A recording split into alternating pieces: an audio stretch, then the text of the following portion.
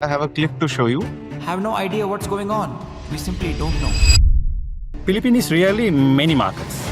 If you're looking at the logistics, customer behaviors, competition, and dealer networks, it's differ from the island to island. If you're looking at the credit, yes, it's the backbone of the business. Credit has to come with the discipline. And on the same time, there should be a strong partnership and there should be a good risk management when they are going to give the credit. We recently went to the field, met some dealers. They do not know about the schemes which are being run by the brand for them in 70-80% of the cases. In fact, I have a clip to show you. Are you aware of the brand's latest scheme? Have no idea what's going on. We simply don't know. The salesman doesn't explain things properly.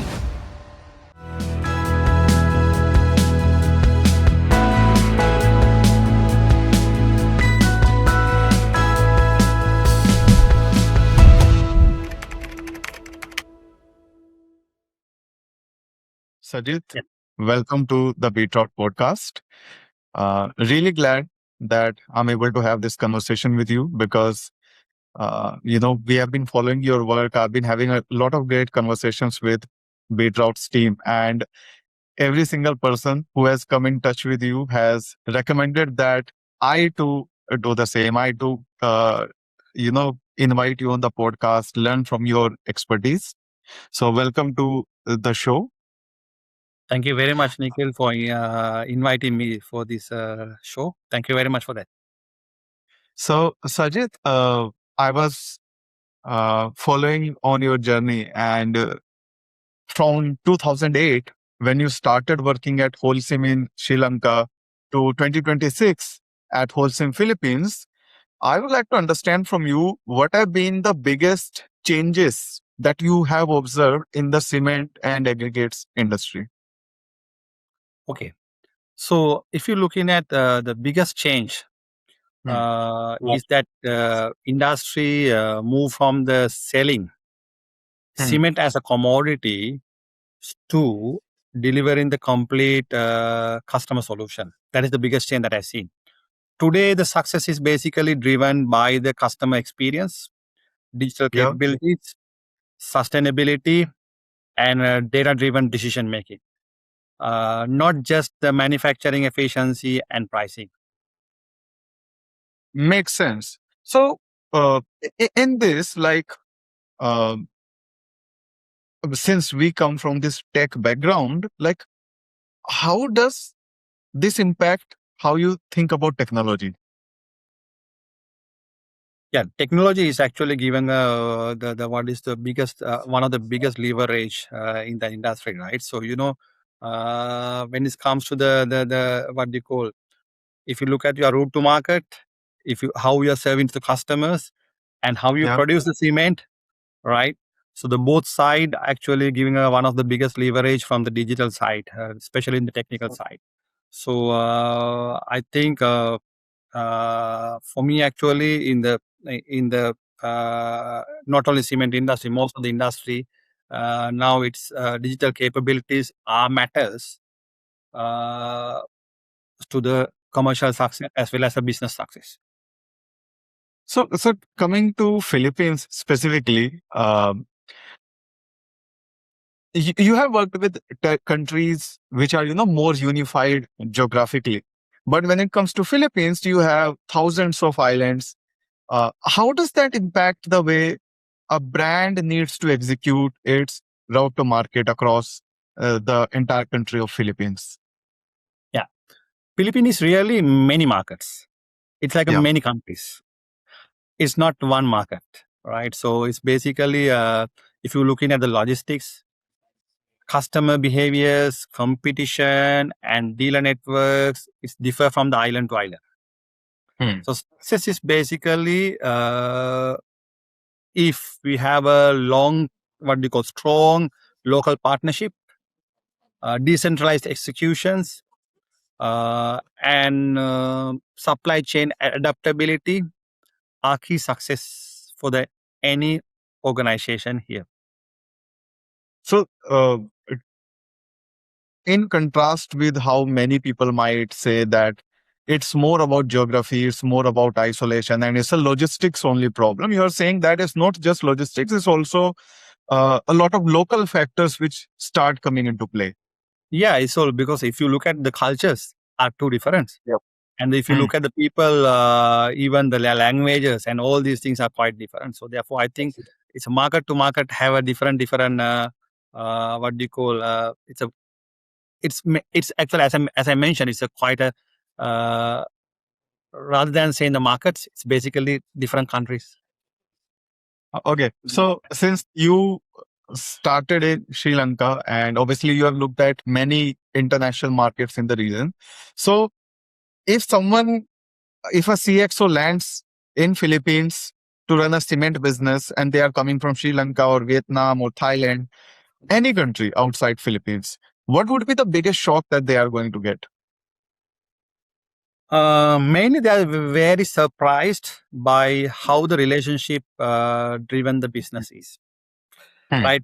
Data is important, but trust built with the distributors, dealers, or retailers or contractors, I think is still the foundation of the business here. So that is the major what do you call, if you go here and there. So mainly the relationship is one of the critical things. Example, most of the commercial director, whatever the person who comes to the market here, people will think, okay, we have to look in at market share, price, capacities, cost. Those are critical. Yes. But how the relationship work in the business is the quite fundamental.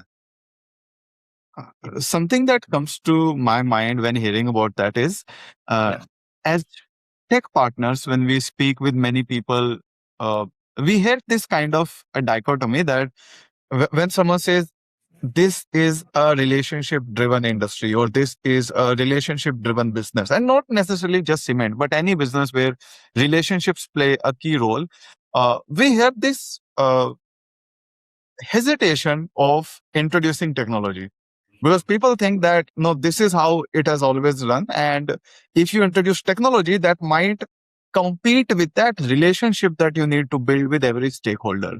What's your opinion on that, Dr. Sujit? No, quite opposite. Quite opposite. Technology should strengthen the relationship. That's what I say. But it will not replace the people or something. It strengthen the what do you call? It strengthen the relationship. That's how I think.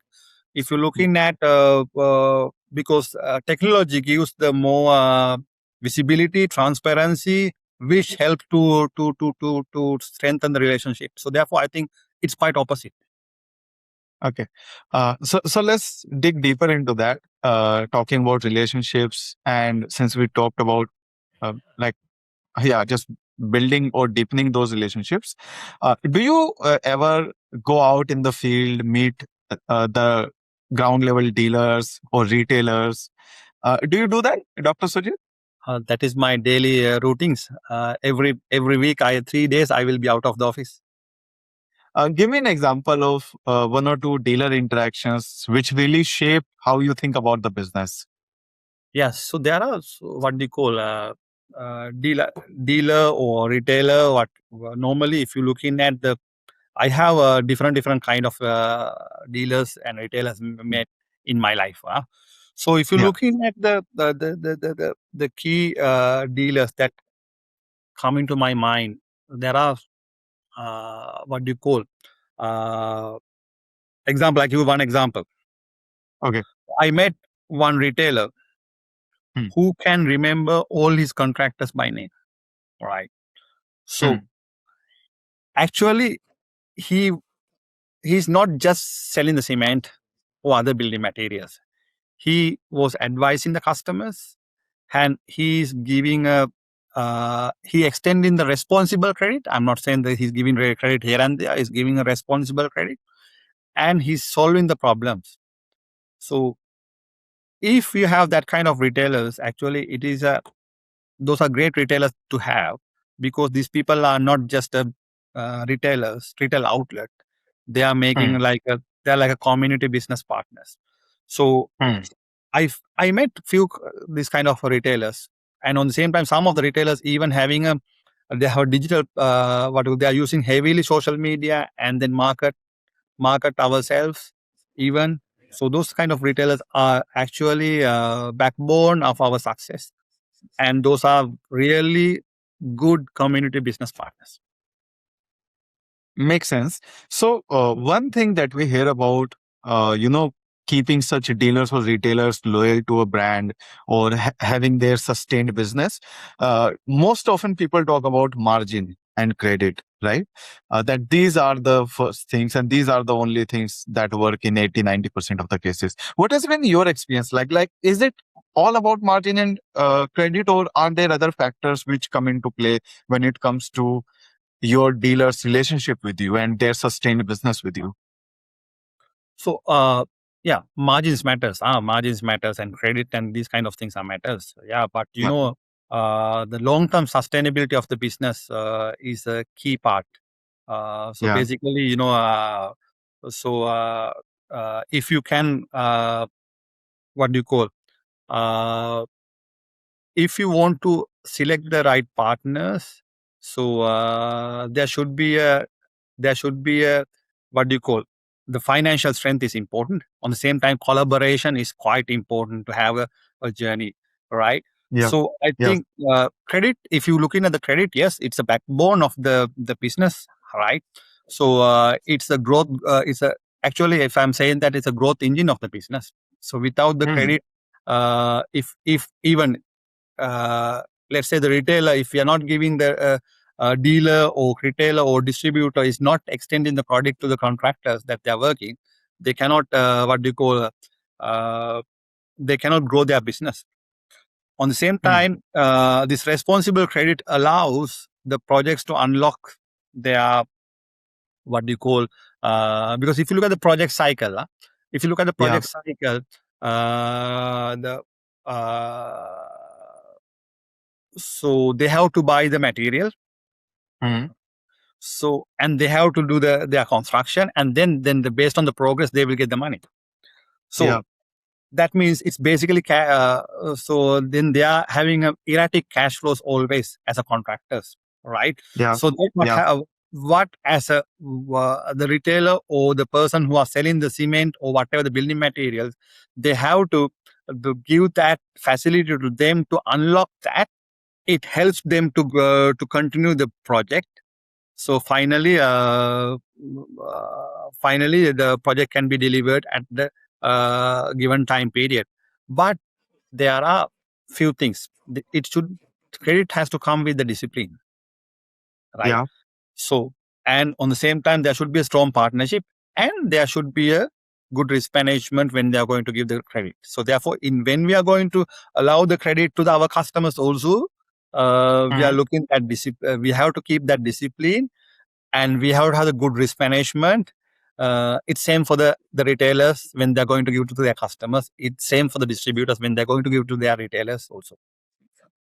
So, that leads me to ask, in the cement business, is credit and is payment at a bigger risk than a typical FMCG like industries from a brand's Especially, perspective?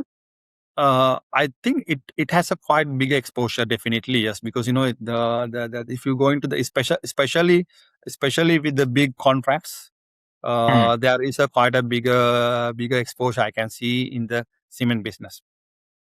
But Okay. I'm not saying that FMCG doesn't have, but FMCG has a different portfolios, and then they have a small customer, so therefore they have a different exposure.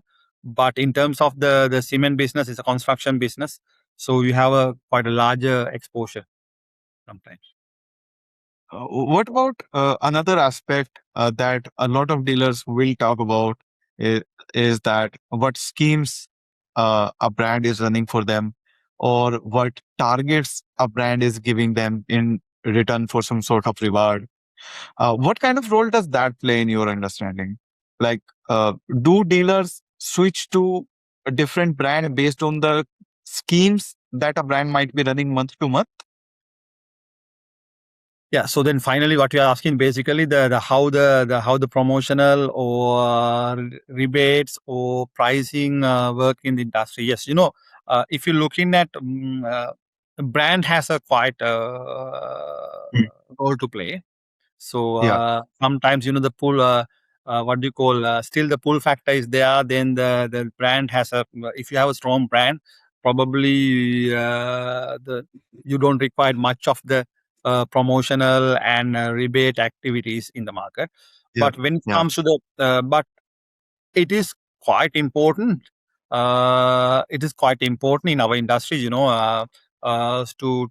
if you want to penetrate, if you want to get the volumes, if you want to get your target market share, I think that will be also one factor in the. Okay. So we recently went to the field, met some dealers, and a very recurring theme there was that many dealers would say that they do not know about the schemes which are being run by the brand for them in 70-80% of the cases. In fact, I have a clip to show you, and I would like to take your feedback on how Yeah. common that is and Yeah. what we can do to solve that. So, okay. Are you aware of the brand's latest scheme? Have no idea what's going on. We simply don't know. The salesman doesn't explain things properly. I hope you were able to hear that, but the Yeah. gist was that uh, they don't know in most cases, right? And we have seen that pattern with multiple dealers across verticals. Like this particular dealer belonged to a bathroom hardware kind of category, but then you go to paints dealers, you go to tiles, bathroom fittings, all of these categories. This thing that a brand is trying to communicate something to the dealer, whether that is a scheme, whether that's a promo, whether that's just the target, whether that's their current credit limit that is free for them, whether that is the payment acknowledgement when a dealer might have paid something and that will impact the credit and what they can buy. So why does this gap exist, Dr. Sajid? Is it because too many things are going on at once, or is it something else related to execution? So I think if you're looking at this is a common issue. I can see even if you're looking at here, we can find that same issue in the Yeah. market. We still have that. I think that's what I'm saying. Yeah. We still have to room to improve, right? Hmm. Even you create your best program, promotional campaign, or whatever the things, if it is not reached to your final customer, there's no value, right? Yeah. So how it comes basically. So I've said that it does come from not only our industry, most of the industry. This is a common issue. This issue is not only people think that this issue is coming from the salesperson. That is not only for the salesperson. It is the process, right? If you look at the communication, normally communication often relies on the manual methods, right? Yeah. So if you can use the digital tools, CRM or retailer management platforms, probably will help to ensure that probably will help to help ensure the right message goes to the right place at the right time. But I think one of the major issue that I can see there's one thing is salesperson communication, and second thing is actually there are too many schemes are running, right? Yeah. So therefore, people are what do you call, and these programs are too complicated. And other thing is actually timing, the poor timing, right? Yeah. So and not utilize the digital tools that they have. Yeah. So these kind of things actually resulted to have a poor execution of this kind of programs. Makes sense. So recently, I was having a conversation with a paints brand, and they said that the way that customers, particularly in retail channel, the way customers are looking at paint is changing because people are now looking at Instagram reels and they are seeing how their house should look like, and then they're already kind of educated or they have made up their mind of what direction they want to go into, right? Is that kind of thing? I'm not sure how directly that translates to cement and aggregates business, but uh, still, the person for whom you are making a project, the construction site or a home, is not the same as the person who is recommending or deciding which brand of cement should be used, right? Uh, what kind of role does that play in your planning for your entire route to market? So if you look at so if you look at the many projects, still there are some traditional way of doing on this, but if you look at the many projects are designed Yeah, by architects and yeah, engineers, right? So these people are mainly influence in yeah, the early stage of the project, right? So therefore, I think that is important as an industry to work with those, because yeah. winning those fund, because these people will influence for the early stage. Uh, but still, if you looking at how our product is served in the market, so dealers, distributors, dealers, and retailers are important. These are the people who are at the moment also what we call. These are the people make sure that product availability, pricing, and Yeah. final purchase is actually matters with these people. That means probably two sides. One Hmm. thing is actually we have to win in the both side. First, Yeah. the specification side we have to win, and on the same time the point of sale, Hmm. because as a market like retail market, point of sale is quite important. Hmm. That if you win in this both side, it creates the sustainable market leadership. Yeah. Okay. One more question is about how, on the same theme as to how the market is changing, how the behavior is changing. One change in the industry has been going from cement to a larger share now, or a increasingly more share going to aggregates and ready mix, right? How does that impact your planning for your entire route to market? Because you are looking at cement, aggregates, dry mortar together. A different kind of motion might be needed in selling all three. So how does that impact your route to market planning as well as your capability building? Yeah. So good question, because that is how the market becoming mature. Then actually our retail portion is going to the mainly to the project side. Right? If I look at the Yeah, B2C side, moving to the B2B side. So we can yeah, see in all over the places, not only the one country. If you see uh, all the market, you can see that. So the mainly, so then we have to adjust our product portfolio to serve that. mm, On the same time, not only product portfolio, fundamentally it will challenge to our route to market, hmm, right? Why I'm saying that? Customer demand integrated solutions, right? Not yeah, just cement. So they will ask technical support. They will ask digital ordering systems, digital ordering, and then reliable logistics, as well as they expect closer collaboration until the project finish.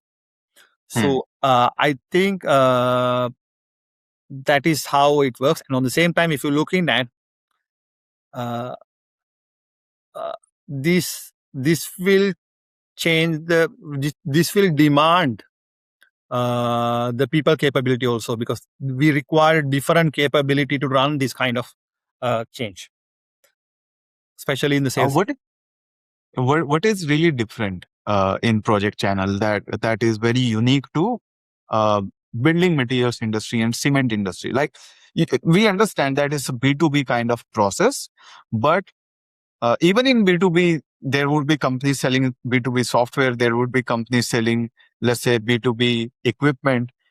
What is unique, or what are some things which are integral to the way cement sells in the project channel? Yeah. If we look at the cement retail channels, right, it's Yeah. basically about scale and frequency, right? Hmm. Scale and Hmm. frequency. So the project sale is basically technical expertise required, and early Okay. engagement is required, and Hmm. specification we have to influence for the specifications. And it's a long sales cycle. It's not like a short sales cycle, long sales cycle.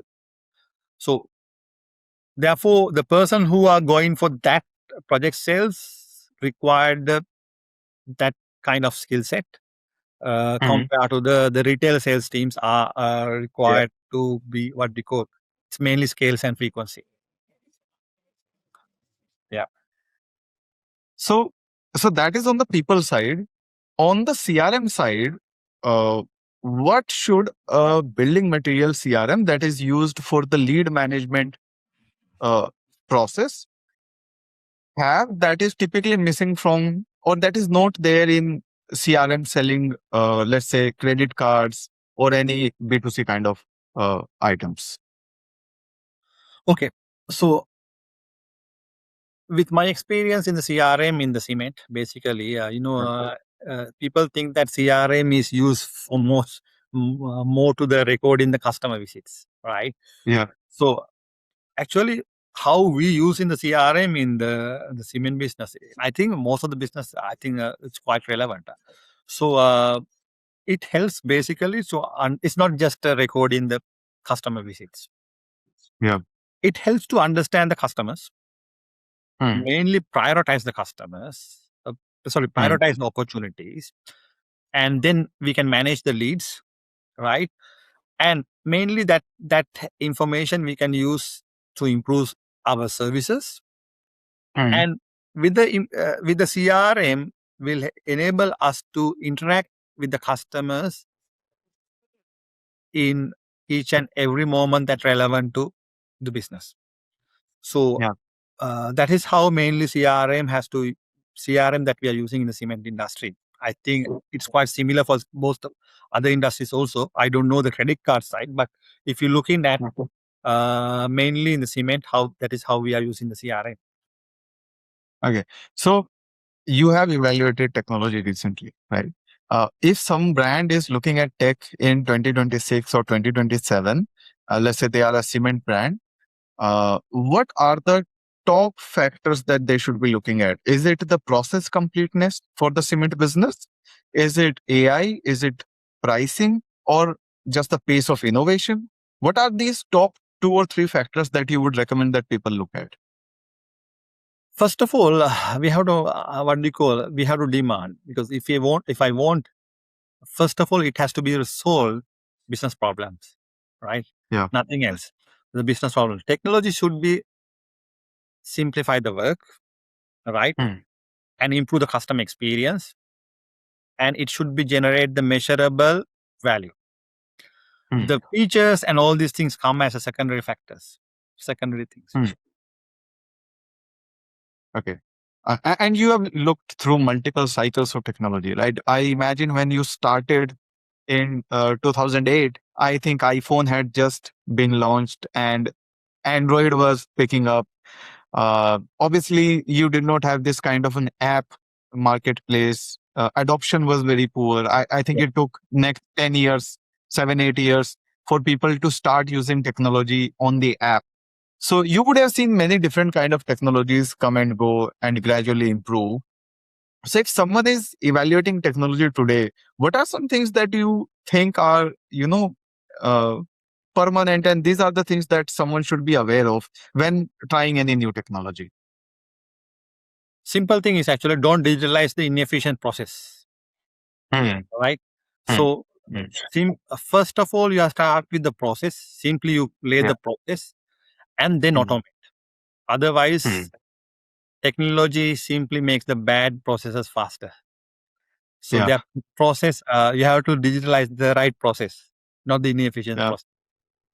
Simple as that. Anything specific for the Philippines? Like if someone is looking at technology, either from a customer side or from a vendor side like us, if someone is looking at technology for Philippines, are there any specific nuances for the country?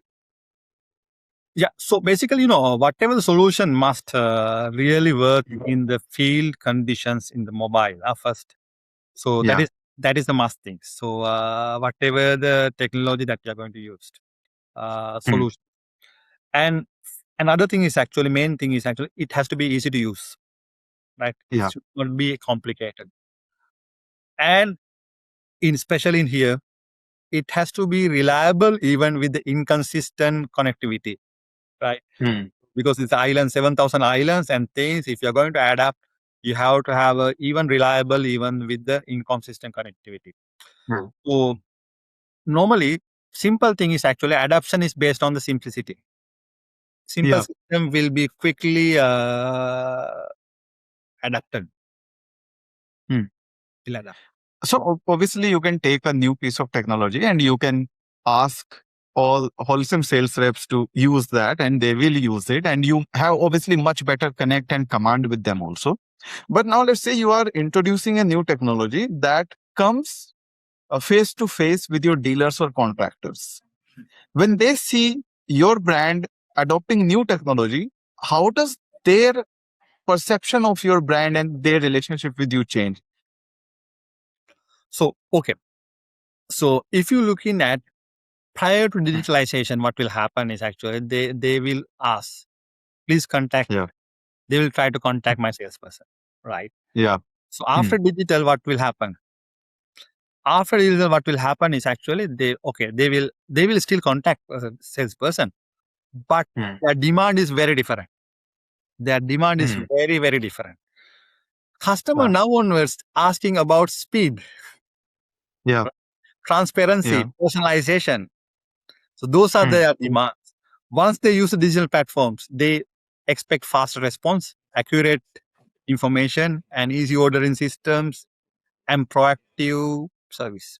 So therefore, you see that once you change from the your manual things to the digitalization, so it's quickly customer demand will go change.